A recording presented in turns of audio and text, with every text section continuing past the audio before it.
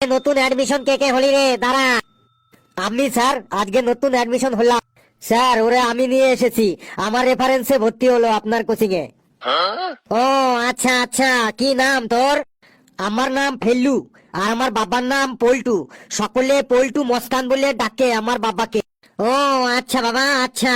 তুমি পল্টু মস্তানের ছেলে, তোমার বাবাকে আমার প্রণাম জানাবে। আর তুমি সামনে এসে বসো বাবা।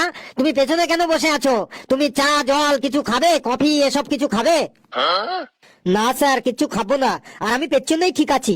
কালু, তুই পেছনে গিয়ে বসতো, আর ফেলুকে সামনে বসতে দে। আমি পেছনে বসবো কেন? আমি কি আপনাকে ফিস দিই না? আর আপনি ওর সাথে এত নরম নরম হয়ে কথা বলছেন কেন? আরে ও পল্টু মস্তানের ছেলে, তাই ওর সাথে নরম নরম হয়ে কথা বলছি। তারপর বলো ফেলু, তোমার বাবা আমাদের পল্টুদা কেমন আছে? একদম বিন্দাস আছে। এই তো কদিন আগে বিদেশ থেকে নতুন বন্দুক কিনে নিয়ে আসলো। ওনার মস্তানি কেমন চলছে আজকাল? একদম বিন্দাস চলছে।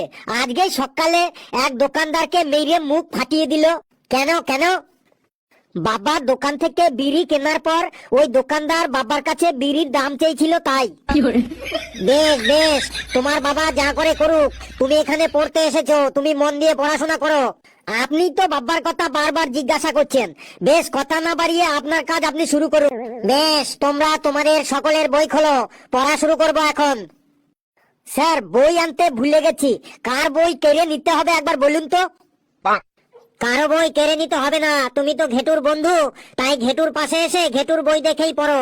আর তুমি বই স্যার, ওকে কিছু বলবেন না বলে দিচ্ছি। স্যারের সাথে কি করে কথা বলতে হয় তাও জানিস না? এই নে। স্যার, ওকে মারছেন কেন?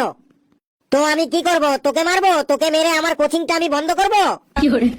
ওকে আর মারবেন না স্যার, যা প্রশ্ন করার আমাকে করুন। বেশ, বল, নাকের চুলকে ইংরেজিতে কি বলে?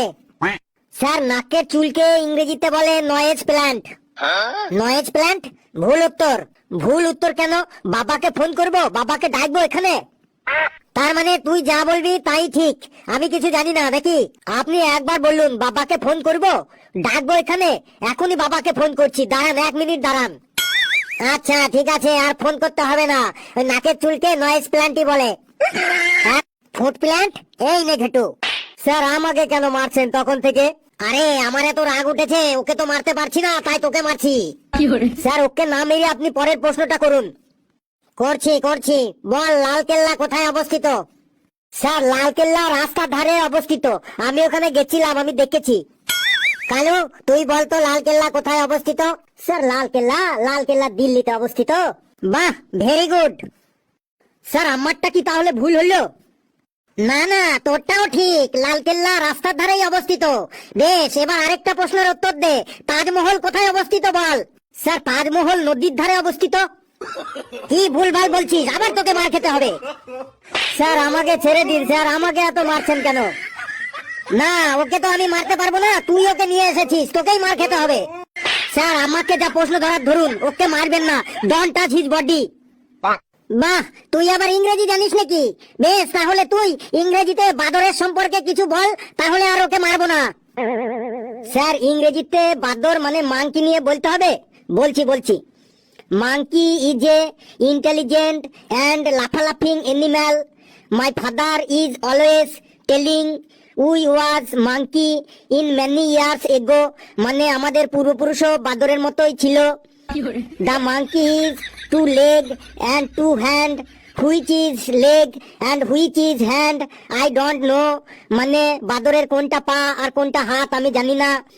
দ্য মাংকি ইজ বিগ নখ and the monkey is a লেজ and the monkey is big golden colour hair in all body. মানে বাদরের সারা দেহ সোনালী রঙের লোমে ভর্তি।